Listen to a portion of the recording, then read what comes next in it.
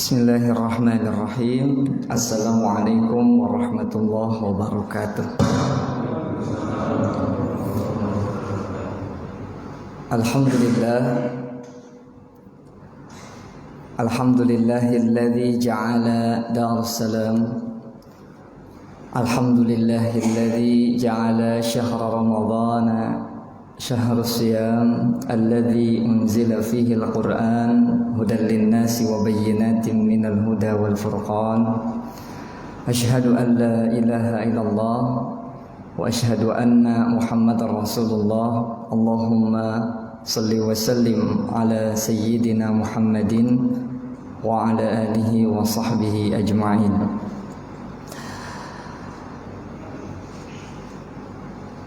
Qala Allah Ta'ala, idza qumtum ila sholati faghsilu wujuhakum wa aydiyakum ila al-marafiq wamsahu bi ru'usikum wa arjulakum ila al-ka'bayn. Shadaqallahul azim. Yang sama-sama kita hormati Ketua DKM Masjid Al-Hidayah Klaster Topas Perumahan Permata Cimanggis ya. Dan pengurus DKM lainnya, alhamdulillah kayaknya hadir semua nih, Satri ya, Satirfan ya, Masya Allah, ini pasukannya pasukan semangat semua ini ya. Jamaahnya juga jamaah luar biasa ya, wajah-wajah ahli syurga, amin ya rabbal alamin. Alhamdulillah pada kesempatan Sabtu subuh ini ya, Allah masih perkenankan kita untuk sama-sama bisa bermuajahah, bertatap muka di bulan Ramadan ini, di bulan suci ini. Patut kita bersyukur kepada Allah Subhanahu wa Ta'ala. Kalau kita bayangkan tahun lalu, Masya Allah, nangis kita ya Pak ya, ya Bu, nangis sebulan penuh. Biasanya kita ke masjid ya, salat, i'tikaf, tadarus Al-Quran, berzikir. Tahun kemarin itu hampir total ya, hampir total atau mayoritas lah masjid-masjid ditutup ya. Lalu kemudian bahkan sholat Jumat juga mayoritas masjid meniadakan, termasuk sampai Idul Fitri. Masya Allah, semuanya nangis. Pemerintah nangis, ulama nangis, umara nangis, ulama nangis. Saya tanya sendiri kepada ketua MUI yang nanda tangan dan juga wali kota Depok. Beliau itu tanda tangan tahun lalu itu terkait kebijakan penggunaan masjid di awal-awal pandemi itu. Nangis semuanya, nangis. Kita pun nangis ya. Tidak terbiasa tidak ke masjid. Masya Allah. Dan nangisnya orang beriman itu adalah bukti keimanannya. Nangisnya orang beriman itu adalah bukti keimanannya. Maka pertanyaannya adalah, kita bersedih atau tidak bulan kemarin, tahun kemarin itu. Nah, tidak perlu disampaikan, oh saya sedih, oh saya tidak sedih. Tidak perlu disampaikan seperti itu. Tapi buktikan kita di Ramadan tahun ini bagaimana gitu. Ya. Kalau Ramadan tahun ini punya semangat luar biasa, punya tekad luar biasa. Wah, pokoknya Ramadan ini harus menjadi Ramadan yang terbaik gitu. Kenapa? Wah, Ramadan kemarin saya tuh terbatas untuk melakukan hal ini dan itu. Nah, kalau Ramadan tahun ini biasa-biasa saja, jangan-jangan Ramadan kemarin tidak ke masjid pun biasa-biasa saja. Nah, ini harus kita ingatkan ya, ke keluarga kita, ya, ke pasangannya masing-masing, juga ke anak atau ke tetangga. Ayo Kalau tahun kemarin ya, baik pemerintah, ulama dan masyarakat umum masih sangat awam dengan apa itu corona dan covidah. Ya, corona dan covidah. Tapi sudah 1 tahun kita ambil pengalaman, oh ternyata begini caranya. Ada physical distancing, ada menggunakan masker. Kenapa nggak dari dulu? Kenapa nggak dari Ramadan kemarin?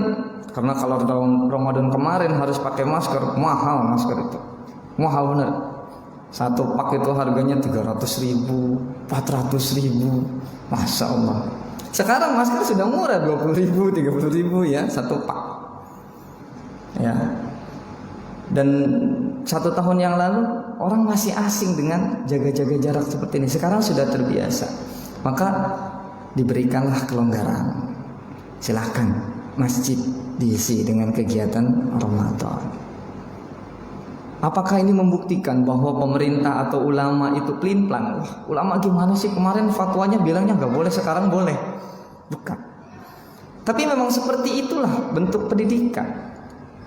Kalau kita lihat di zaman Rasulullah, ya, di zaman Rasulullah, khamr itu tidak langsung diharamkan. Khamr itu tidak langsung. Ya, dikatakan dalam firman Allah, awal-awal hukum khamr itu apa? Ada manfaatnya, tapi bahayanya lebih besar gitu. Jadi ada manfaatnya khamr, tapi bahayanya lebih besar gitu. Lalu kemudian la taqrabus shalah wa antum sukara. Jangan dekat-dekat masjid kalau Anda sedang mabuk. Loh, berarti kan gitu. Jadi kalau mau ke masjid jangan mabuk dulu gitu. Entar keluar masjid baru mabuk. Ya. Jadi jangan dekat-dekat ke masjid kalau Anda sedang mabuk. Baru kemudian beberapa tahun kemudian apa? Innamal khamru wal maisiru wal ansabu wal azlamu rijsun min amalish syaitan. Baru ditetapkan keharaman khamr. Ziarah kubur di awal-awal masa kerasulan, ya, masa kenabian haram hukumnya. Kuntu nahaitukum an ziyaratil kubri, kata Rasulullah. Aku larang itu ziarah kubur. Kenapa? Karena imannya umat Islam saat itu masih lemah. Karena kebiasaan jahiliyah datang ke kuburan lalu nyembah kuburan atau melakukan kesyirikan di sekitar kuburan, menjadi ibadatul kubri. Begitu. Tapi beberapa masa kemudian ketika Rasulullah lihat sahabatnya imannya sudah hebat-hebat, sudah bagus-bagus, ya minimal ada banyak lah yang sudah seperti itu, maka fazuruha, malah diperintahkan untuk ziarah kubur. Jadi awalnya dilarang lalu kemudian diperintahkan. Hal-hal seperti itu biasa saja. Apakah Rasulullah perintah? Bukan. Tapi memang melihat kondisi. Demikian ya. Maka untuk pembuka pada pengajian kita, mari ajak, ayo kita takmirkan masjid ini. Harusnya sampai keluar-luar ya Satria. Karena physical distancing ya. Kalau tahun kemarin rapat saja sampai keluar-luar, maka kalau physical distancing ini harusnya ya sampai nutup jalanan. Karena ada physical distancing. Tapi yang nggak tahu ya saya, ini memang fenomena ya, memang fenomena. Saya juga bingung ya. Dari malam pertama saya tugas di Banjaran Residen, lalu malam kedua di Laguna 1 Nurul Ikhwan, terus kemarin di Darul Faizin Laguna 2. Ya, ini di beberapa masjid saya lihat juga tanya ke teman-teman gimana kondisi masjidnya. Ya gitu, tidak seramai tahun yang sebelumnya, yang dulu.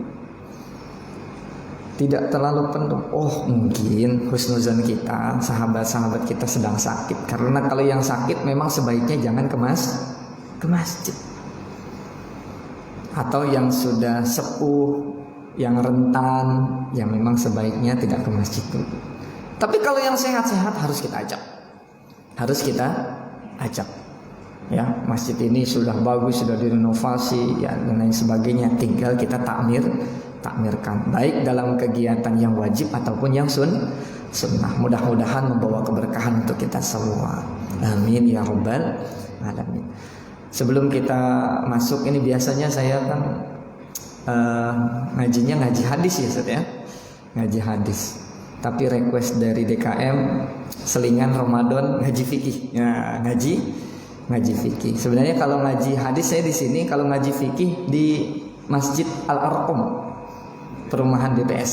Nah, itu ngaji fikih tuh. Kitabnya Bidayatul Mujtahid wa Nihayatul Muqtasid, fikih lintas mazhab. Ya. Gitu. Ya, jadi kalau di luar Ramadan nanti kalau yang mau ngaji fikih lintas mazhab silakan. Dekat kan ya, BPS itu, perumahan BPS. Ya. Baik. Sebelum kita mulai kajian kita pada subuh kali ini, mari sama-sama kita membaca surah Al-Fatihah. Mudah-mudahan mu'allif hadzal kitab Syekh Ibnu Rus dan juga guru-guru kita yang menjadi wasilah kebersamaan kita di masjid ini dalam mengkaji kitab ini, mudah-mudahan ditempatkan di sisi Allah yang terbaik, dan kita yang mengaji ilmu-ilmu dari para ulama, mudah-mudahan ilmu kita menjadi ilmu yang barokah dan manfaat, membawa kebaikan dunia dan akhirah. Al-Fatihah. Bismillahirrahmanirrahim.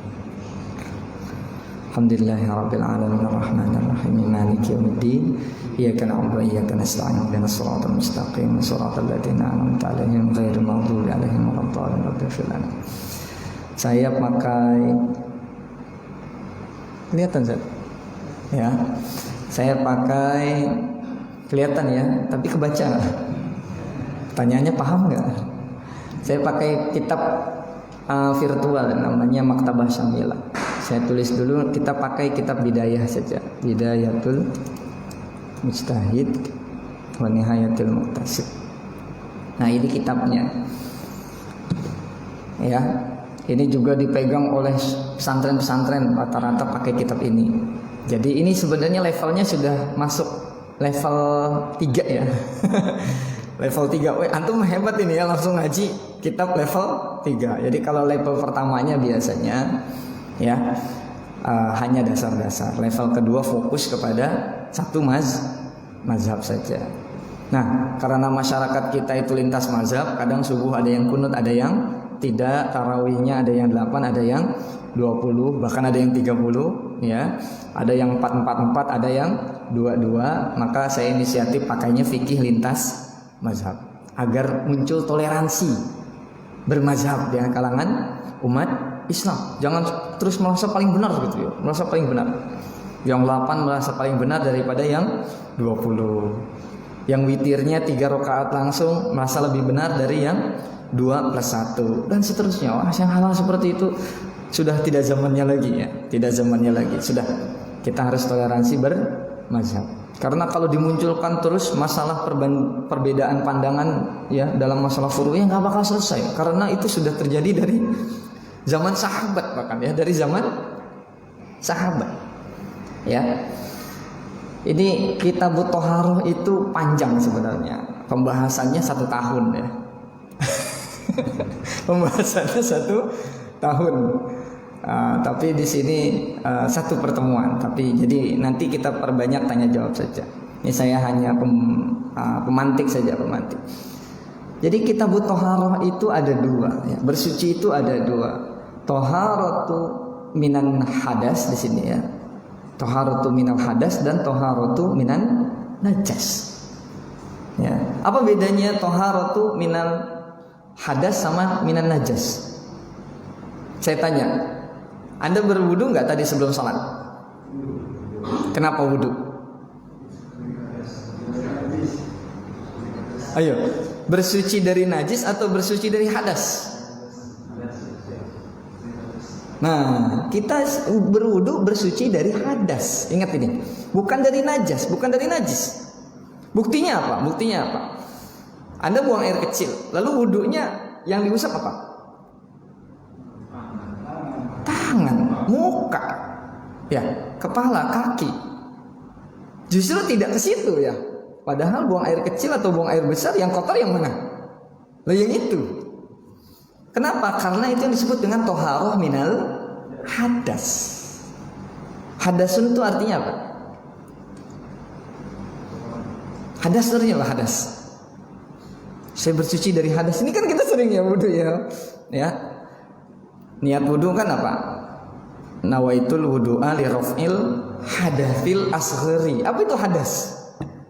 Dan kita keder. Hadas itu artinya kejadian. Ya, hadas itu artinya apa?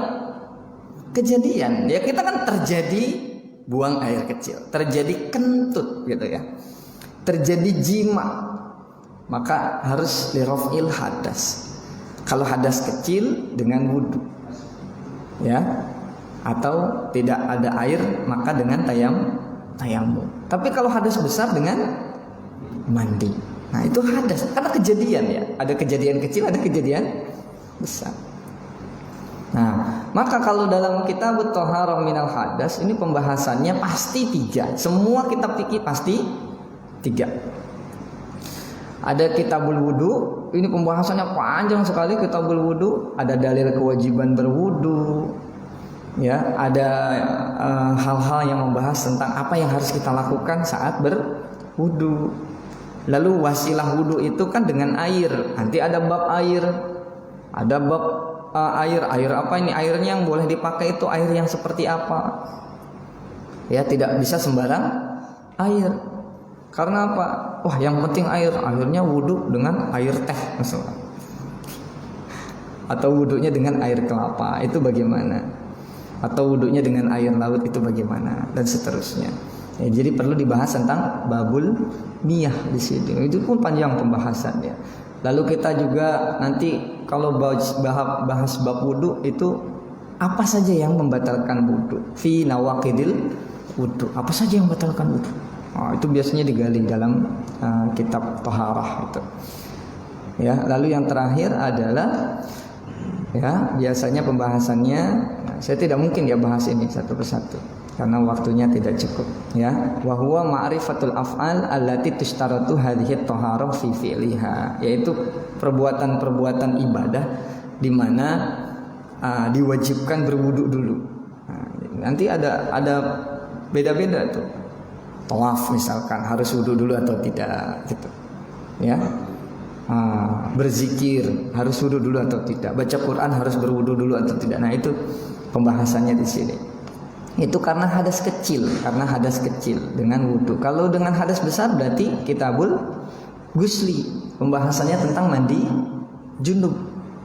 Nah, hampir sama pembahasannya fi ma'rifatil amal fi hadhit thaharah. Ya, wudu mandi wajib itu seperti apa teknisnya dari awal sampai akhir, harus niat dulu atau tidak, dan seterusnya. Ya. Lalu kemudian fi ma'rifati nawaqidi hadhihi thaharah, apa saja yang membatalkan mandi tadi itu. Lalu kemudian ada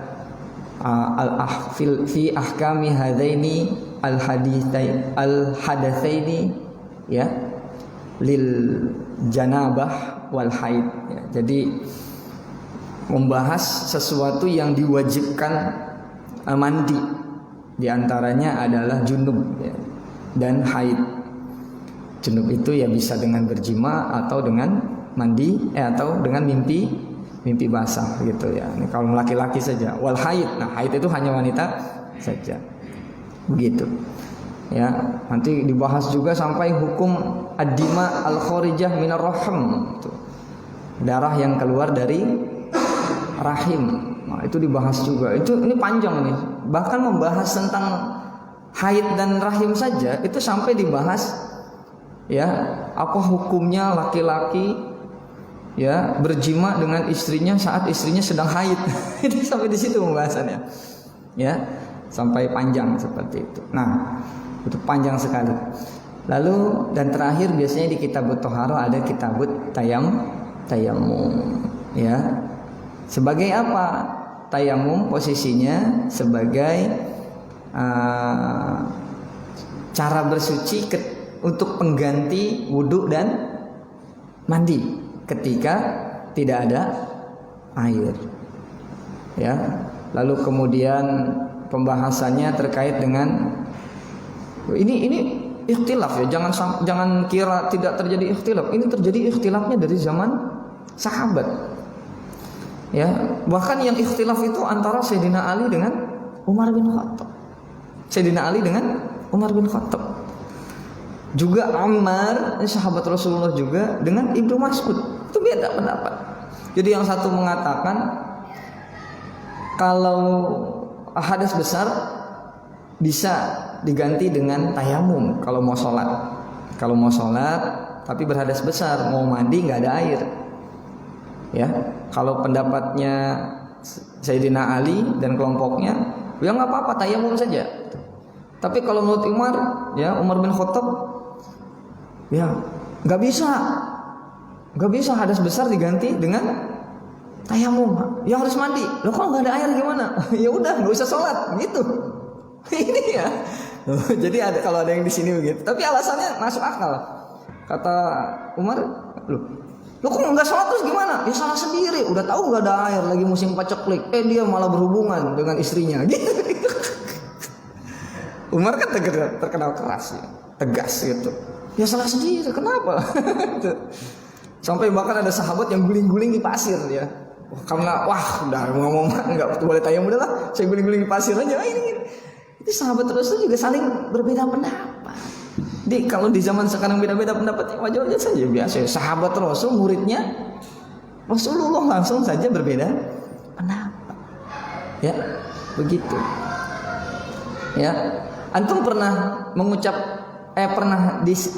menjawab salam tidak? Tapi dalam keadaan tidak suci.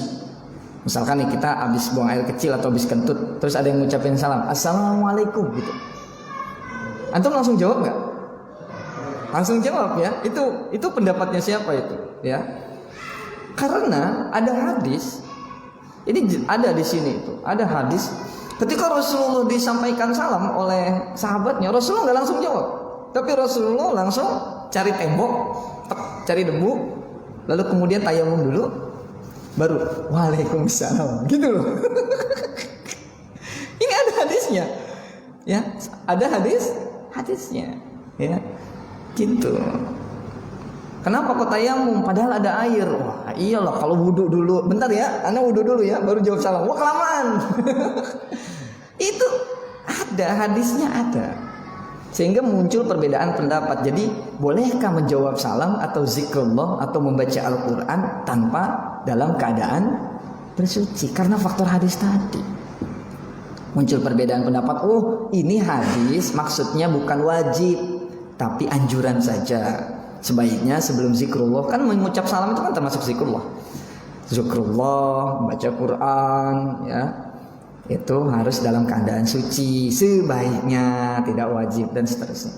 Yaitu perbedaan-perbedaan seperti itu sudah biasa, ya, dari zaman dahulu kala. Sampai pembahasan tentang khuf juga dibahas. Khuf itu artinya sepatu, ya, sepatu khuf ya. Kalau zaman sekarang ya mungkin sepatu abri gitu, yang susah dibukanya. Gitu. Bolehkah kita sholat tidak melepas sepatu? Nah, kalau boleh yang diusap mana? Atasnya atau bawahnya gitu. Kalau menurut antum yang seharusnya diusap itu kalau pakai sepatu ya, wudu. Antum di kantor ya misalkan, waduh, batal nih. Biasa menjaga wudu. Kan wudu itu nggak harus buat sholat kan ya? Ya, kita pengen menjaga wudhu saja agar selalu suci. Karena ketika kita ngantor nggak ada kerjaan kan bisa zikrullah, bisa baca Quran, gitu. Kan afdolnya dengan dalam kondisi bersuci. Kalau dikit-dikit batal buka sepatu kan lama tuh, buka kaos kaki, buka sepatu, buka sepatu. Tadi diomelin sama direkturnya itu. Nah, boleh diusap. Mashul khufaini. Yang diusap mana coba? Yang atas apa yang bawah?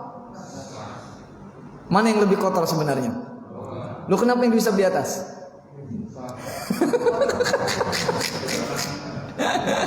Lu itu, ya.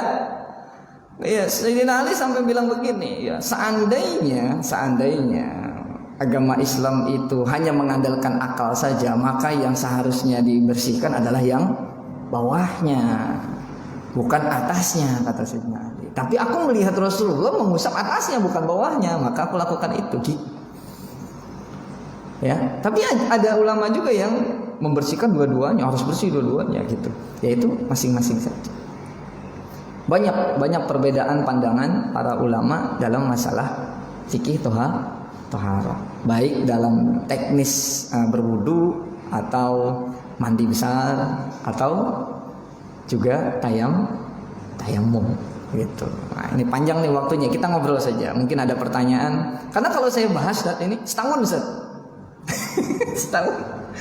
Ya, karena saya santri ini ngaji kitab Thaharah saja ya, sampai Thaharah minan najas ya, sampai Thaharah minan najas di sini ya. Sampai adab istinja, bagaimana kalau kita mau buang air besar atau buang air kecil harus ngadep mana, itu sampai ada fikihnya itu, harus ngadep mana ya. Kalau pipis harus tuntas, karena banyak orang yang masuk neraka kata Rasulullah hanya gara-gara pipisnya. Sampai diajarin sama Rasulullah adabnya bagaimana kalau kita pipis tuh.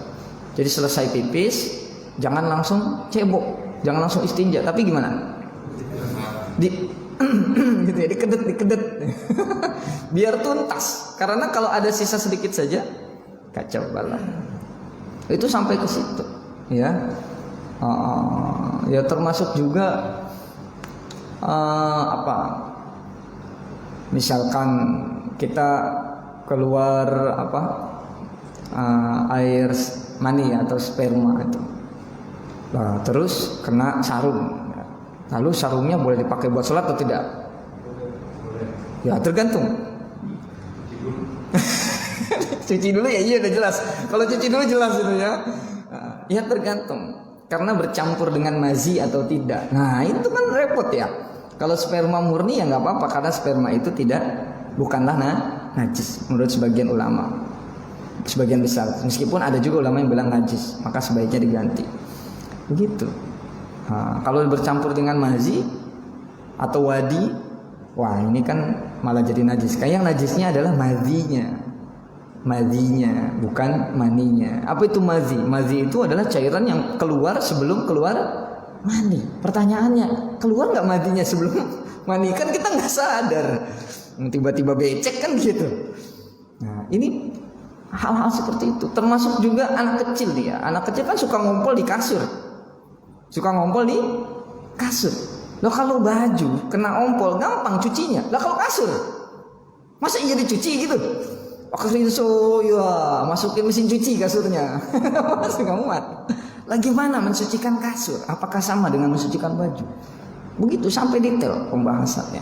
1 tahun, makanya satu tahun, dan 1 tahun bukan sebulan sekali ngajinya ya. Tapi ya setiap pekan 2 jam, gitu. Karena pembahasannya Pak. Baik, silakan. Mungkin kita ngobrol santai saja, tanya jawab seputar taharah. Ya, silakan Bapak. Jadi kita buat dialog interaktif untuk pengembangan materinya, untuk pendalaman. Siapa yang ingin memulai pertanyaan, silakan.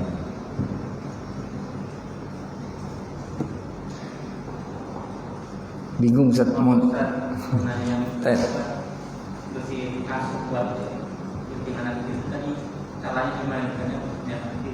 Oh iya. Pengalaman ya. Iya. Tapi bukan Bapak kan? Bapaknya ikut ngompol. Iya. Jadi cara ini namanya membersihkan dari najis. Itulah yang termasuk kitabut Thaharah minan najas ya. Membersihkan dari najis. Kalau kasur kena ompol ya, itu kita bersihkan dengan air secukupnya ya, dengan lap seperti itu. Jadi tidak perlu disiram, dilap, lalu biarkan dia sampai kering gitu. Biarkan dia sampai kering. Nanti kalau ketika kering masih ada tidak aromanya? Kalau masih ada aromanya, diulang lagi. Terus pakai lap basah, diulang lagi, atau ditambah minyak wangi atau apa ya, atau dengan benda atau dengan zat-zat lain sampai dengan tidak tercium lagi baunya. Maka lebih baiknya kita jemur. Kita apa? Jemur. Makanya orang-orang dulu kalau siang-siang atau pagi-pagi jemur kasur, tanda-tanda ada yang ngompol. Nah, itu. Ya, itu mempercepat, karena kalau di dalam rumah kan lama nungguin keringnya. gitu. Nah, sebelum hilang aroma pesingnya itu pertanda bahwa itu belum suci, gitu, ya. Jadi tidak perlu disiram, gitu.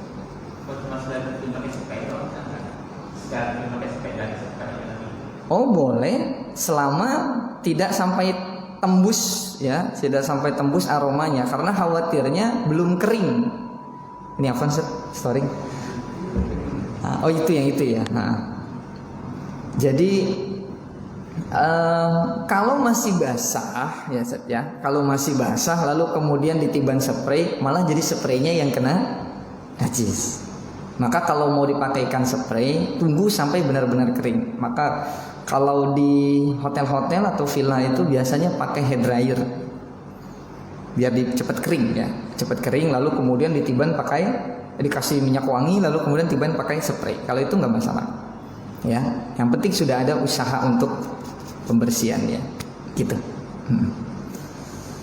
Silakan, mungkin ada yang lain tentang bab air atau yang membatalkan wudhu atau apa gitu. Silakan. Ya. Assalamualaikum warahmatullahi wabarakatuh. Waalaikumsalam warahmatullahi wabarakatuh.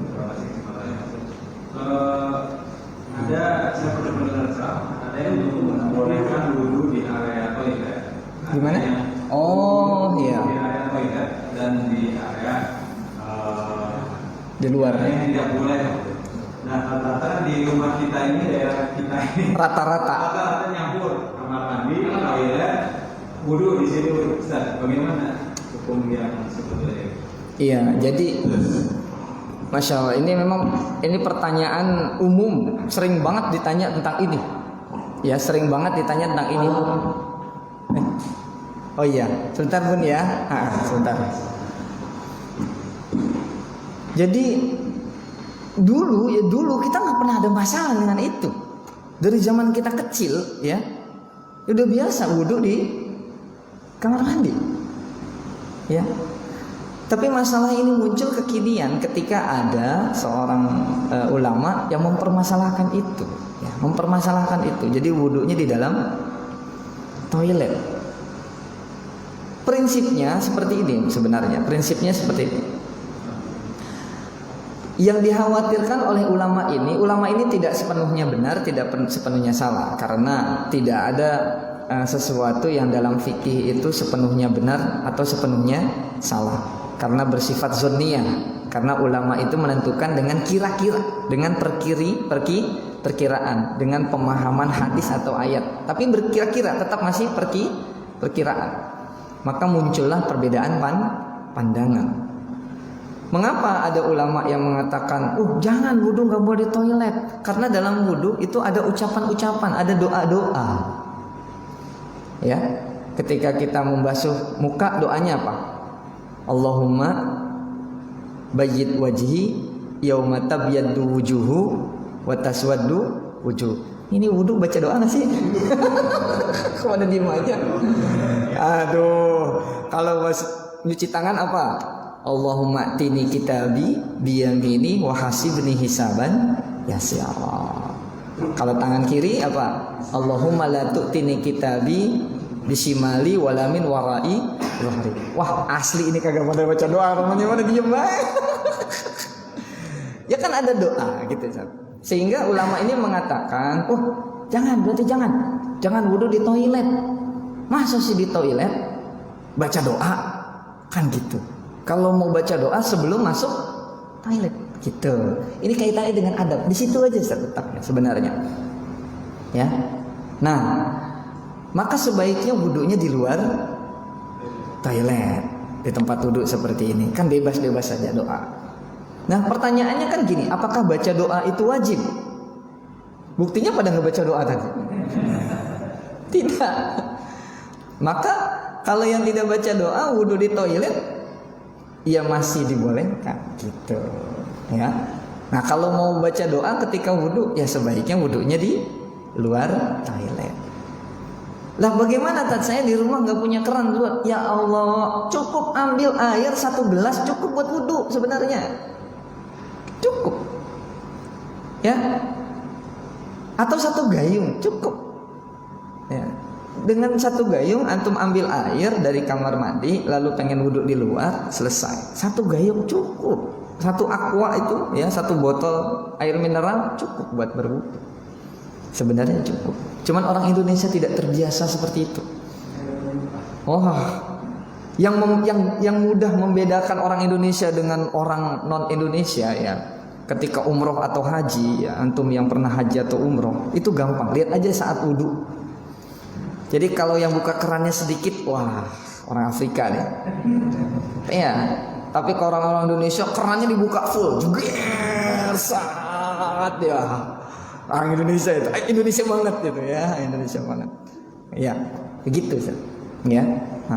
Ya, dan ada alasan-alasan lainnya, tapi alasan yang paling banyak diungkap yaitu. Jadi silahkan saja, tergantung bagaimana teknis wudhunya Anda. Kalau baca doa ya jangan di dalam toilet.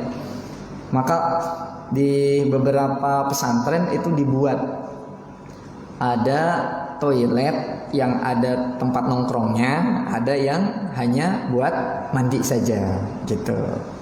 Maka yang buat mandi saja bisa buat berwudu. Kalau yang ada tempat nongkrongnya khusus buat tempat tongkrongan gitu. Nah, tempat tongkrongan gitu. Gitu kan ya? Oh iya, silakan Bunda. Ibu, dari ibu pertanyaannya. Assalamualaikum warahmatullahi wabarakatuh. Waalaikumsalam. Yang pertama Bapak Ustaz, saya ingin mempertanyakan karena sering kejadian mungkin bagi saya ya, mungkin kalau yang lain kita ingin mengunjungi suatu rumah atau rumah, tapi di jalan tertentu kita nggak banyak dari itu. Sedangkan kita suka mengucapkan Assalamualaikum warahmatullahi wabarakatuh, dia sambil menutup pintu rumah itu. Nah itu gimana hukumnya itu Pak? Baik. Cukup sekian waktu. Waalaikumsalam warahmatullahi wabarakatuh. Feedback nih ya. Ya, karena saya lihat ada speaker tambahan di sana. Iya, speaker tambahan ya. Bagus, subhanallah. Baik Bunda, jadi kembali saya pertegas, boleh-boleh saja kita zikrullah tanpa ada dalam keadaan bersuci. Hanya dianjurkan saja. Dianjurkan, alangkah lebih baiknya zikrullah dalam keadaan suci. Zikrullah itu luas, bisa dengan mengucap salam atau menjawab salam. Termasuk juga ketika ada yang bersin lalu kemudian kita zikrullah kan? Yang bersin zikrullah, yang mendengar juga zikrullah gitu.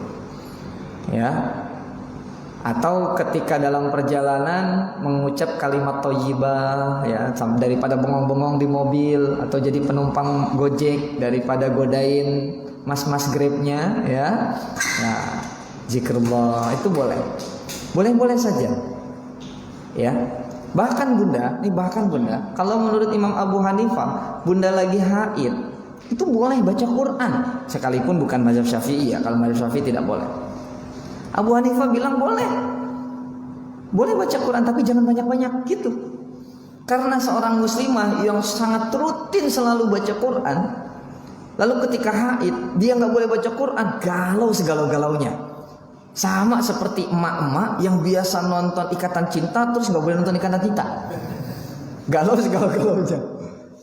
Ya, tapi kalau muslimah yang biasanya baca Quran, bukan menonton sinetron, datang haid nggak boleh baca Quran, galau dia. Maka kata Imam Abu Hanifah, udah baca Quran nggak apa-apa, tapi jangan banyak-banyak. Gitu. Ya, begitu. Jadi jangankan kentut, haid saja boleh baca. Yang ini versinya mazhab Hanafi. Tapi kalau mazhabnya Syafi'i tidak demikian. Gitu ya Bunda ya. Nah, terima kasih. Ada lagi yang lain? Kita ngobrol saja.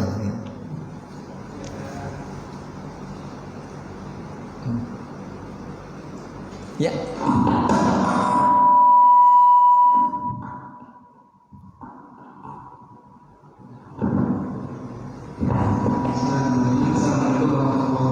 Waalaikumsalam.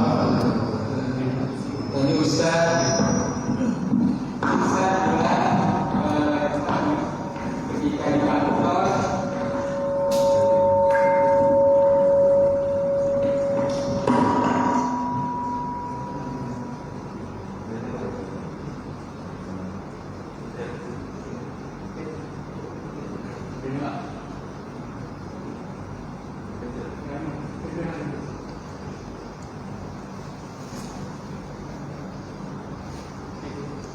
Jadi Ustaz ya, ketika kita atau kalau ingin berwudu kemudian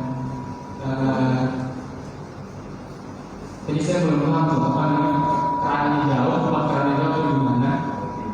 Itu boleh khuf gitu tadi. Khuf, ya. Khuf dengan sepatu gitu. Yang saya tanyakan tadi juga Ustaz bilang ketika Rasulullah jawab salam, Rasulullah langsung ke tayamum. Saya tanyakan batasan itu kalau misalkan kita bilang kerannya jauh gitu, jauh. Tapi masih ada air. Itu boleh tayamum aja gitu. Kan saya tahu kalau misalkan kita belajar kecil gitu. Batasan tayamum itu seperti apa? Misalkan nggak ada air sama sekali kah atau gimana? Kemudian jadi toharat itu seperti itu atau gimana? Jadi batasan tayamum bisa dikatakan. Baik. Ya. Kalau misalkan kerannya jauh, berarti kita dari mana itu? Apa boleh sih? Kemudian yang kedua, melanjutkan tanya dari kamar mandi. Kalau saya kan sering juga di kamar mandi. Cuman pernah dengar katanya kan ada malas kan? Gimana? Baca salah kan nggak boleh di kamar mandi. Iya. Itu dalam hati itu benar sih. Terus sama saya salah. Iya. Baik. Jadi yang pertama, ini masalah tayamum. Ini untuk apa tayamumnya? Kalau tayamumnya untuk sholat, ya memang harus dipastikan tidak ada air. Harus ada usaha untuk mencari air sampai dengan semaksimal mungkin. Minimalnya adalah 40 rumah ke kanan, 40 rumah ke kiri, 40 rumah ke depan, 40 rumah ke belakang. Kagak ada, udah tayamum. Begitu. Tapi kemudian itu untuk sholat. Tapi untuk perkara-perkara sunnah, ini kan perkara sunnah tadi. Hanya menjawab ada perkaranya bukan berkaitan dengan sholat gitu. Ya untuk mengambil afdolnya saja, mengambil keutamaan saja, kan lebih baik dalam kondisi suci daripada dalam kondisi tidak suci. Untuk zikrullah, padahal zikrullah boleh-boleh saja tanpa bersuci. Seperti tadi baca Quran saja ada ulama yang membolehkan gitu. Nah, ini bagian dari ranah perbedaan pandangan. Nah, jadi kalau misalkan mau sholat tidak ada air, wudunya jauh, tayamum saja, wah itu nggak benar juga, ya, gitu. Jadi contohnya gini ya, anak santri itu kan suka ngantuk ya, siswa suka ngantuk, lalu kemudian gurunya nyuruh apa? Wudu sana, ya wudu sana. Jadi ada maksud lain.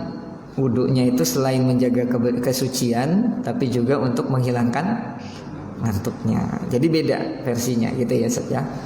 Nah, jadi jangan kemudian jadi santri misalkan wudu sana, nggak usah, wudunya jauh, saya tayamum aja ya. Lain lagi, ya lain lagi seperti itu. Nah, lalu kemudian tadi pertanyaannya tentang apa tadi? Oh baca, ya itu. Jadi problemnya di situ, ya problemnya di situ. Doa, ya doa di dalam toilet, membaca Bismillah dalam toilet. Maka paling aman itu ya sudah, ambil saja air segayung dari toilet, lalu wudunya di luar kamar mandi. Kan simpel sebenarnya, gampang, ya. Wudu itu tidak harus satu ember atau harus dengan keran. Ya kan zaman dulu nggak ada keran, ya. Itu karena Rasulullah itu hadisnya wudu itu hanya dengan 1 mud air, ya. Bahkan setengah mud air. 1 mud itu 1 raup air segini. Kalau setengahnya berarti segelas cukup wudu. Cuman orang Indonesia tadi biasanya wudunya sampai becek, ya, sampai buasah sana mari.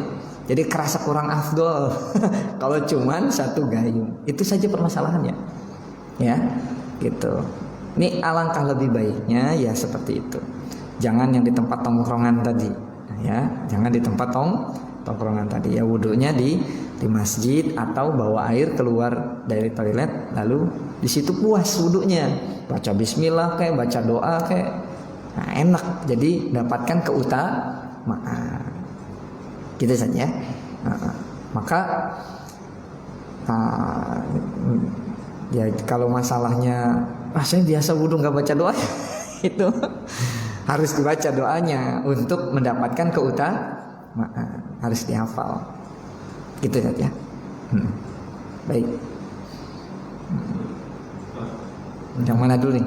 Baik, Pak. Assalamualaikum warahmatullahi wabarakatuh. Waalaikumsalam warahmatullahi wabarakatuh. Buang air besar sama buang air kecil posisi menghadap. Buat kamar mandi itu tidak memikirkan posisinya itu seperti apa. Iya. Boleh menghadap kiblat. Baik, terima kasih. Jadi ini masuknya di adabul istinja, ya, adabul istinja. Bagaimana adabnya ketika kita beristinja? Hadisnya jelas, jangan menghadap tapi jangan membelakangi. Jangan menghadap ke sana tapi juga jangan membelakangi, seperti ini. Ya, dari ngadap sono juga boleh, atau ngadap sono boleh, atau nyerong, tidak ke kiblat tapi nyerong, ya. Jadi kalau nyerong boleh, tapi kalau main serong nggak boleh. Gitu ya. Tidak terlalu tepat menghadap kiblat atau membelakangi kiblat. Nah, bagaimana kalau yang sudah jadi? Nah, ini kan pertanyaannya ya. Belum selesai, tak sabar. Iya. Loh, bagaimana kalau yang sudah, ya aduh, tempat tongkrongannya begitu gampang, kan? Tinggal belok aja dikit nyokongnya, jangan tepat-tepat gitu, kan bisa. Yang penting kan pas lubangnya. Kan gitu, tinggal ngisong aja dikit. Wah, tuh kiblat sono, ya sini aja dikit, bisa. Ya, bisa gitu aja, gampang. Kita bisa akalin. Orang, apalagi orang Indonesia itu paling pintar ngakalin hukum. Loh, ini coba tarawih nih. Kalau di sini tarawihnya, witirnya itu kayaknya sih udah aman ya, sudah aman, sudah biasa. Berapa rakaat witirnya, Ustaz? Waduh, ini yang tukang ngakalin ini. Witir 2+1. Itu orang Indonesia emang suka ngakalin ya. Itu malaikat sebenarnya bingung, ini orang sholat apa sih gitu. Karena witir itu adalah ganjil. Dan sholat itu sudah selesai kalau sudah salam. Ya.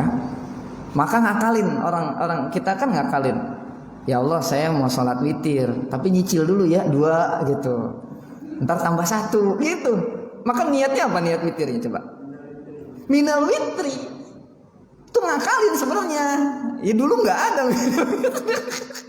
Lalu kemudian kata Allah, ya udah boleh daripada kagak witir gitu. Karena kalau langsung 3 kesian yang nenek-nenek gel gitu. Ya udah daripada enggak salat. Tapi suka ngakalin, itu namanya ngilah ya, ngilah. Ya, sebagian ulama yang membolehkan. Makanya banyak masjid-masjid yang sudah mulai, udahlah 3 aja lah, karena aman. Kalau 3 aman, karena sudah pasti witirnya. Khawatirnya ada jamaah yang salah niat.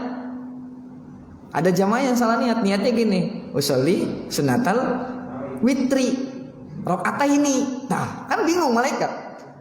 Usolli sunatal witri rakaataini. Kok witir 2 rakaat? Siapa sih guru fikihnya ya? Yang namanya witir itu pasti kan ganjil. Nah, makanya diakalin, usolli sunata minal witri gitu. Cicilan, karena mungkin biasa nyicil ya.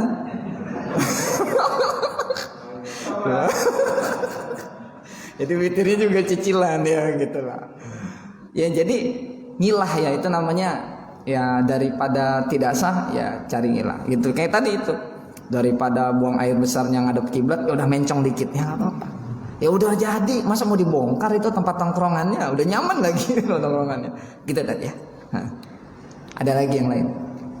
Ada? Terkait dengan buku ARS kita, kebiasaan orang Indonesia tuh kalau buku kan kayaknya banyak gitu kan. Karena kalau dikhawatirkan kalau bukunya dengan air sedikit itu tidak bisa meratakan ke seluruh tubuh yang wajib kena wudhu. Nah ini kan ada rasa was-was kita nih, kalau untuk wudhu pakai air sedikit, khawatir tidak menurut ke seluruh anggota tubuh. Itu bagaimana, Ustaz? Kan kita sering juga kalau pakai wudhu air sedikit gitu ya, botol. tapi masih ada rasa kekhawatiran kita karena nggak meratanya air ke seluruh tubuh yang kena wudhu itu kan. Baik. Ini pertanyaan bagus. Ini pertanyaan bagus. Ini kalau baca surah An-Nas selesai. Kalau baca surah An-Nas selesai. Was-was itu apa? Ya, allazi yuwaswisu. Was-was itu bahasa dari bahasa Arab. Allazi yuwaswisu, yang bikin sisi kita was-was siapa? Itu. Contoh nih ya, contoh. Antum sholat maghrib. Lalu ada pengajian sampai isya. Batal nggak? Apa yang bikin kita, batal nggak ya? Setan sebenarnya. Itu ada hadisnya. Itu ada hadisnya. Maka kata Rasulullah, ya itu sebenarnya setan sedang bikin kita was-was. Maka yakin saja kata Rasulullah. Yakin saja.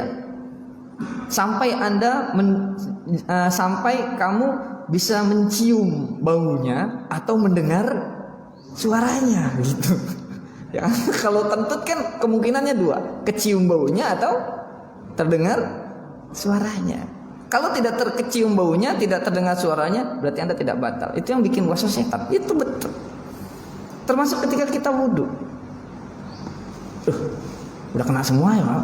Ya kena lah, basah gitu. Kalau nggak basah baru. Makanya Rasulullah tuh pernah lihat ada sahabatnya itu wudhu, tapi masih ada sebesar kecil lah segini. Karena di Arab itu kan berdebu ya. Jadi kelihatan orang yang wudhunya benar atau tidak. Karena berdebu. Ada ya segini doang. Lalu kemudian, wah masih belum basah tuh. Wudhu lagi suruh ulang. Suruh wudhu lagi ulang wudhunya. Ya. Padahal hanya sedikit saja tidak kena air. Sebenarnya kalau kita usap basah, semua basah. Sekalipun dengan air yang sedikit basah. Meskipun dengan satu gayung basah. Yang penting kita yakin, jangan was-was. Pernah nggak lihat ada orang sholat begini? Allah.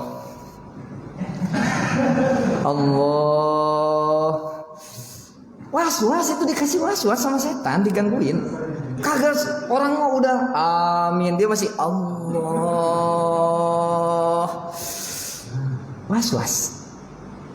Setan itu mempermainkan kita di banyak hal. Ketika sholat, ketika wudhu, ya, dan lain sebagainya. Maka kita jangan was-was. Yakin saja ketika kita melakukan sebuah perbuatan. Yang penting sudah memenuhi syaratnya dan rukunnya. Tapi tidak boleh modal yakin doang ya. Tidak modal yakin doang tuh. Udah tahu kan temannya bilang, "Weh, tadi ente kentut." Nama yakin gak kentut. Namanya juga. Kacau ini orangnya, kacau. Gitu ya. Jadi bismillah saja. Yakin. Cukup kok. Ya Rasulullah saja wudunya segayung kok, ya. Bisa. Yang penting benar-benar sempurna. Gitu. Ada lagi yang lain? Ada.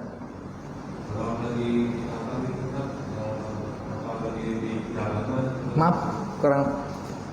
Kalau lagi di kapal atau lagi di perjalanan, terus celana kita, pakaian kita kena, pakaian kita kena najis. Jadi saya itu gimana? Kita kan tidak mungkin kalau lagi di kapal terus. Iya, kagak sholat jadinya ya. Oke, jadi ada teknisnya gini, Ustaz. Kita maksimalkan, maksimalkan. Makanya saya kalau pergi kemana-mana selalu bawa sarung. Di tas saya selalu bawa sarung, dan itu setengah wajib buat saya bawa sarung, supaya untuk menghilangkan kekhawatiran. Kita kan nggak tahu dalam perjalanan kena apa celana dan lain sebagainya. Cara kedua adalah pinjam. Ya, pinjam. Wah, lagi pandemi pinjam kayaknya ngeri juga gitu misalkan. Nah, barulah kemudian kita yakin tidak celana kita terkena najis atau tidak. Kalau memang nyata-nyata ada najis, misalkan di sini, waduh, tadi kena tai lotok nih ya, burung lagi lewat tuh, cok, ya, waduh, kena baju misalkan, gampang kan, tinggal bersihin aja di sininya, nggak usah dicuci semuanya, segini aja, cuci di tempat wudhu, ya, terus yakinkan ini sudah bersih, lap, sholat, tidak masalah, begitu. Simple sebenarnya. Beda dengan umat terdahulu. Kalau umat terdahulu, contohnya umat Nabi Musa itu, kalau kena kotoran bajunya nggak bisa dicuci, harus dirobek. Nah, umat Islam itu dapat rukhsah ya, dapat apa? Keringanan, tidak perlu dirobek, cukup dicuci saja dikit di situ. Tidak perlu dicuci semuanya, karena yang kotor hanya di situ. Gitu aja, Ustaz. Dan tanah itu tidak najis. Ingat, tanah itu tidak najis. Ini tanahnya tuh kenapa? Kena tanah. Emangnya tanah najis? Enggak. Loh, kalau tanah najis kita najis semua karena kita tercipta dari tanah. Gitu. Kita tanah tidak najis. Yang najis adalah tanah bercampur dengan najis. Misalkan di tanah itu ada kotoran binatang, nah itu baru najis. Begitu. Jadi jangan identikan kotor itu najis. Tidak semua yang kotor itu najis. Sekarang saya tanya, baju putih kena kopi kotor nggak? Najis nggak? Enggak. Gitu. Ya kita harus bedakan antara kotor dengan najis. Ya, gitu. Ada lagi? Belakang.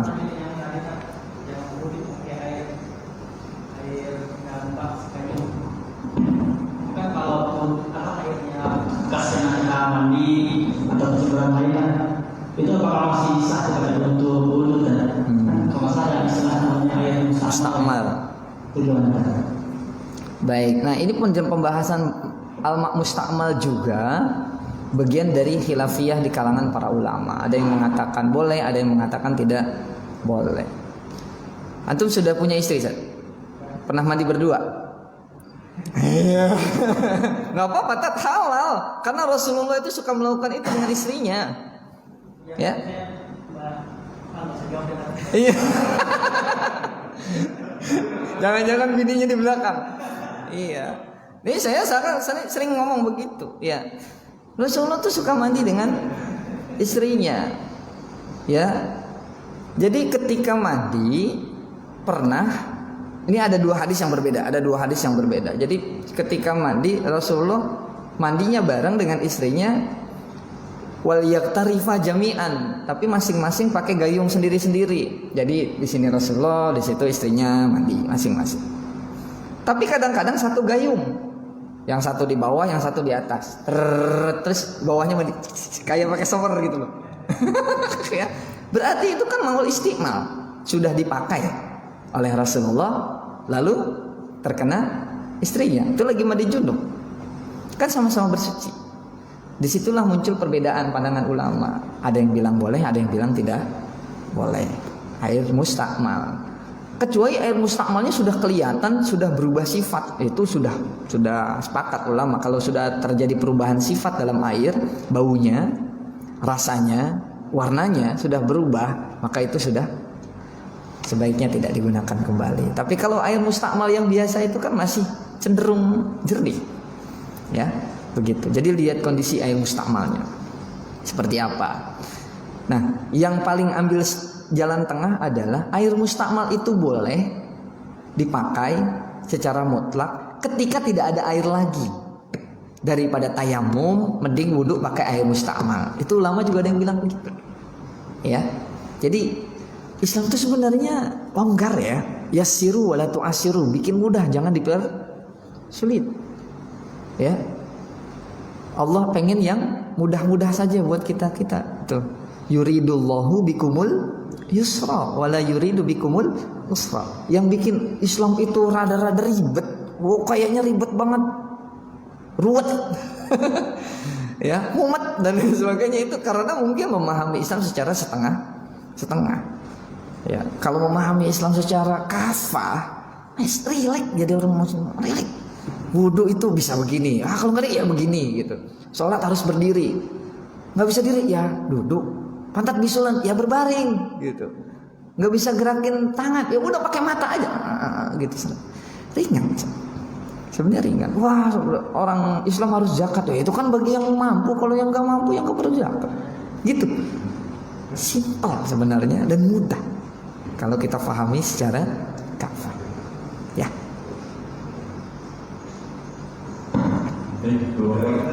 Ini satu lagi yang terakhir. Oh iya, siap. Mohon dipraktekkan cara berwudu yang terbaik Wah, untuk kami. Karena saya lihat ada beberapa yang maupun di masjid-masjid lain ada yang masih belum pakai kan, ada yang begini, ada yang misalnya pakai ini aja satu, ada yang terlibat telinga gitu. wah ini minta praktek harusnya di tempat wudhu dan jangan di sini. Tapi sebenarnya gini ya, kalau mau yang simple silahkan buka YouTube yang terpercaya, ingat bukan sembarang YouTube. Jadi saya juga punya YouTube. Waduh, promosi dah tuh. Ya. YouTube saya ada Gus Zen Channel. Saya pakai Gus kenapa? Karena saya di pesantren dipanggilnya Kiai. Masih bocah kayak begini dipanggil Kiai, kayak ribet ya, berat gitu. Makanya saya bilang panggil saya Gus aja. Kalau Gus itu kan anaknya Kiai gitu ya. Udah pasti karena saya kan orang tua saya Kiai gitu. Tapi kalau Kiai kan berat. Jadi silakan saja nanti dicari tutorialnya. Tapi ya saya kasih gambaran singkatnya saja. Yang pertama adalah ketika kita awali dengan tadi mengucap bismillah. Kalau niat itu ikhtilaf kalangan ulama. Ada yang bilang wajib niat, ada yang mengatakan tidak wajib. Ya. Kenapa? Karena wudu itu ibadah mahdoh atau ibadah ghairu mahdoh. Ini kalangan ulama juga berbeda di situ. Kalau yang menyatakan bahwa wudu itu ibadah mahdoh atau ghairu ma'kulatil makna, maka wajib niat. Kalau yang mengatakan wudu itu tidak bukannya mahdoh tapi ghairu mahdoh, itu ma'kulatil makna itu, jadi nggak perlu niat. Maka ketika wudu baca bismillah saja gitu. Nah kita ikut Syafi'i yang pakai ini niat. Kapan niatnya? Niatnya adalah ketika berwudu, bukan sebelum berwudu. Ingat ini. Niat yang sering kita baca adalah talafuzun niat, bukan niat sebenarnya. Seperti sholat, usolli fardhu zuhri itu talafuz niat. Niat sebenarnya ketika kita sholat, Allah, niat dalam hati. Begitu nggak kemarin sholat? Jangan-jangan cuma usolli fardhu zuhrinya doang atau usolli fardhu subuh. Itu baru sunnahnya. Ini kadang-kadang umat Islam ngerjain yang sunnah tapi yang wajibnya kagak. Itu sunnah. Usolli fardhu subhi rakaatain itu sunnah. Talafuzun niyah. Yang wajibnya adalah Allah. Itu niat dalam hati. Allahu akbar. Ya. Atau Syafi'inya Allah, tangannya di sini, enggak sampai pundak. Allahu akbar. Ya bebas, mau yang di sini silakan, yang di sini silakan. Ya, jadi ketika wudu kalau yang mau pakai niat adalah ketika melakukan wudu. Jadi bukan sebelum wudu. Ya, sunnahnya adalah mencuci tangan terlebih dahulu. Kenapa? Hadisnya adalah ketika kita tidur kita tidak tahu di mana tangan kita berada. Aina batat yadahu kata Rasulullah. Aina batat yadahu, di mana tangannya nginep. Khawatirnya kita tangannya pernah rayap kemana-mana lagi tidur gitu ya, ke tempat-tempat sumber najis, lalu kemudian tidak cuci tangan, akhirnya najisnya kemana-mana. Maka sunnahnya cuci tangan gitu. Aina ya. Dari situ lalu setelah cuci tangan ya sampai sela-sela, sampai di tahlil ya, istilahnya apa? Tahlil di sela-sela, lalu kemudian kita berkumur, itu sunnahnya. Nah, caranya ada dua teknik. Cara pertama adalah kumur 3 kali, lalu kemudian istinsak 3 kali. Itu namanya bima'in jadid. Tapi ada juga ulama yang mengatakan bima'in wahid, kumur sekaligus istinsak. Gitu. Kumur sekaligus istinsak. Silakan. Itu ada 2 cara, dua-duanya benar. Ya, lihat aja airnya banyak apa enggak. Ya, kalau banyak bima'in jadid. Kalau misalkan airnya kayaknya pas-pasan, bima'in wahid. Apalagi kalau udah komat, bima'in wahid saja. Dan tidak harus 3, boleh 1, boleh 3. Itu. Ada yang mengatakan kalau 3 dari awal sampai akhir. Kalau 1 dari awal sampai akhir sekali-sekali. Ada lagi yang mengatakan bahwa harus 3 kali dari kalau memang 3 kali dari awal, tapi giliran kepala cukup sekali.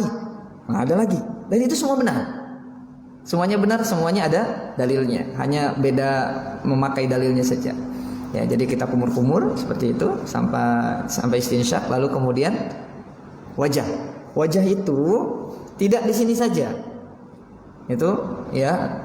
Ini kalau di sini sampai dibahas, itu sampai di sini nih, sampai di sini. Ini wajah semua. Ini wajah semua. Bahkan ada yang mengatakan kuping juga adalah wajah. Makanya sampai sini. Jadi enggak sampai sini sekalian kuping. Tuh. Bahkan ada yang mengatakan sampai sini. Makanya jangan heran kalau ada yang wudu pakai sini.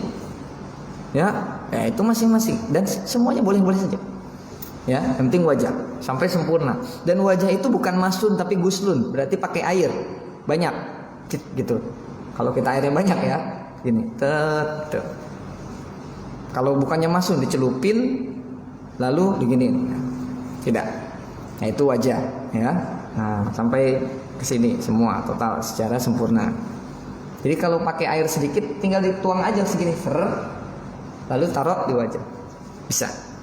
Sekali atau 3 kali ya, tergantung airnya. Lalu tangan. Kalau tangannya pakai air sedikit, ketika basuh tangan kanan, taruh airnya di sini di kiri. Ya. Tuh, dibasahin gini-gini aja. Fidalki kalau dalam bahasanya, sunnahnya didalkun, sedikit diurut. Gitu. Nah, sampai basah semua kan, basah semua. Kalau di keran berarti di atas keran, ya, gitu. Sampai ke lutut, hatal marofik, ya, ilal marofik. Marofik ini ada yang mengatakan lewat sedikit, ada yang mentok di sini ya nggak apa-apa, yang penting marofiknya kena. Begitu juga dengan kiri. Lalu selanjutnya, ketika basuh kepala itu tergantung mazhab. Ada yang seperempatnya, ada yang kulun, maliki, atau syafi'i. Paling gampang. Cukup dengan 3 jari juga sudah cukup. Nah, makanya ibu-ibu paling senang syafi'i, karena nggak perlu buka jilbab. Karena kalau yang semua berarti kan harus buka jilbab. Wah, keramas dong. Ya. Tapi bukan dengan di keran ya, bukan di keran. Kadang saya lihat, ada keran. Waduh, ini nggak ada air di rumahnya mungkin. Jadi masun, bedakan masun dengan guslun. Kalau masun, tangan kita kenain air lalu. Nah, kalau mau semua atau sedikit saja, itu sama-sama boleh, semuanya boleh. Ya. Lalu ketika sudah kepala, ya. Nah, kalau kaki, bidalki juga. Ya, bidalki itu artinya di remes-remes gitu ya.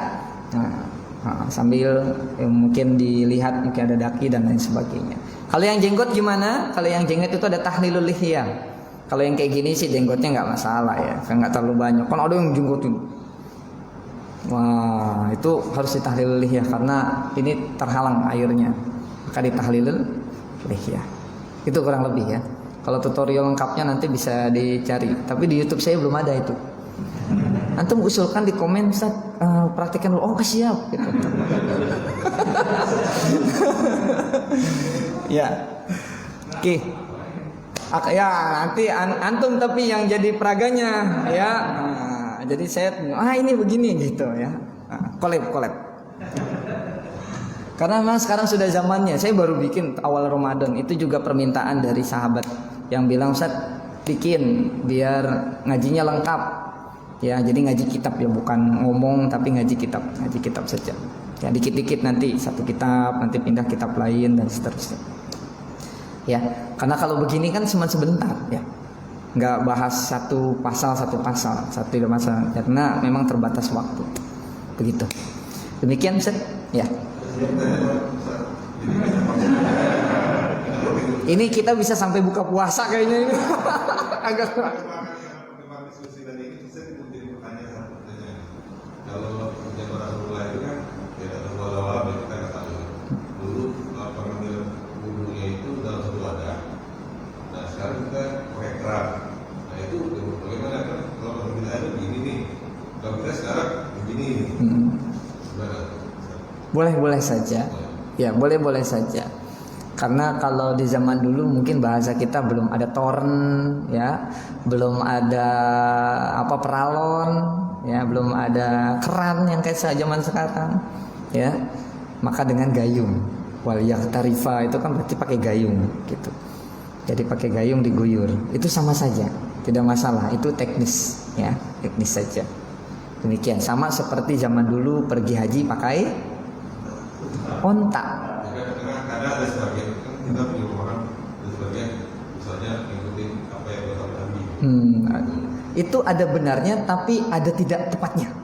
Karena tidak semua yang Rasulullah lakukan kita lakukan. Contoh zakat fitrah, Rasulullah itu pakai syair, pakai gandum. Loh kalau kita harus pakai syair, nyari gandum di mana di sini? Kita nanam gandum kagak numbuh di sini. Maka kita pakai beras. Seperti itu. Jadi tidak semua yang Rasulullah lakukan lalu kemudian harus kita lakukan. Rasulullah istrinya 9, antum? Tidak. Iya, ya berat ya, berat satu aja ya. Masalahnya ada di belakangnya. Jadi ya begitu. Ya zaman Rasulullah pergi haji naik onta, naik kuda. Kalau kita dari Indonesia kasihan kuda sama ontanya. Ya makanya kita naik pesawat. Itu teknis. Ya masalah teknis itu tidak masalah. Gitu saja. Baik. Kita cukupkan sampai di sini. Baik. Sebelum saya tutup, yang saya sampaikan ini sifatnya khilafiyah, jadi tidak perlu diperdebatkan. Tidak perlu diperdebatkan, masing-masing saja. Tadi saya lihat subuhnya pakai kunut, tapi kadang-kadang saya sholat di sini tidak pakai kunut. Itu sudah toleransi sangat luar biasa kita. Yang penting kita ittiba. Yang penting adalah kita ittiba, qabulu qaulil qail wa anta tadri min aina ma'khuzuhu. Kita ikut pendapat imam mazhab siapa, sumbernya dari mana. Tidak hanya muqallid, hanya ikut-ikutan. Kenapa kamu kok sholatnya gini? Kenapa wudunya begini? Wah, ya enaknya begini kan bisa gitu. Ngarang-ngarang ibadahnya. Tidak. Ibadah tanpa ilmu tertolak. Maka ini pentingnya kita ngaji. Pentingnya kita ngaji dan wasilah untuk belajar zaman sekarang itu jauh lebih mudah dan dimudahkan dengan teknologi. Jadi tidak ada alasan lagi kita tidak bisa. Yang ada malah kita tidak mau bisa gitu. Guru-guru sekarang sudah banyak ada di mana-mana, pesantren-pesantren banyak sudah ada di mana-mana. Tinggal kemauan kita untuk bertanya dan belajar. Kalau zaman dulu ya mungkin susah. Maka ini hanya stimulus saja untuk agar kita lebih serius lagi mempelajari agama kita dan hal-hal yang berkaitan dengan agama kita. Sehingga semakin kita dekat dengan agama kita, ya, semakin kita paham dengan agama kita, jadi tidak ada lagi itu yang ya seperti itulah yang di luar. Curiga-curiga sesama kaum muslimin. Ya saya yakin yang sering curiga dengan sesama kaum muslimin atau merasa kelompoknya jauh lebih hebat daripada kelompok yang lain, padahal sama-sama kaum muslimin, belum toleransi bermazhab. Ya, belum toleransi bermazhab. Karena kalau sudah toleransi bermazhab terserah. Mau Syafi'i, Hambali, Hanafi, Maliki, Ja'fari, Tsauri atau yang lain sebagainya ya silakan saja.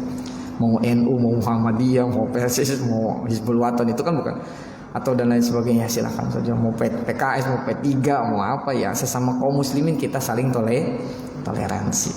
Ya kalau misalkan sudah seperti itu, insya Allah kita bisa meredam fitnah yang ada di dunia ini, insya Allah. Mohon maaf karena memang kajian ini harusnya panjang dan kali lebar, kali tinggi, kali dalam. Jadi kita ngobrol santai saja. Ya mudah-mudahan ada manfaatnya. Kalau ada yang salah, mohon dibukakan pintu maaf. Kita tutup dengan kafaratul majlis. Subhanakallahumma wa bihamdika asyhadu an la ilaha illa anta astaghfiruka wa atubu ilaik. Assalamualaikum warahmatullahi wabarakatuh. Ya, Bapak, sebelum kita meninggalkan masjid, kita akhiri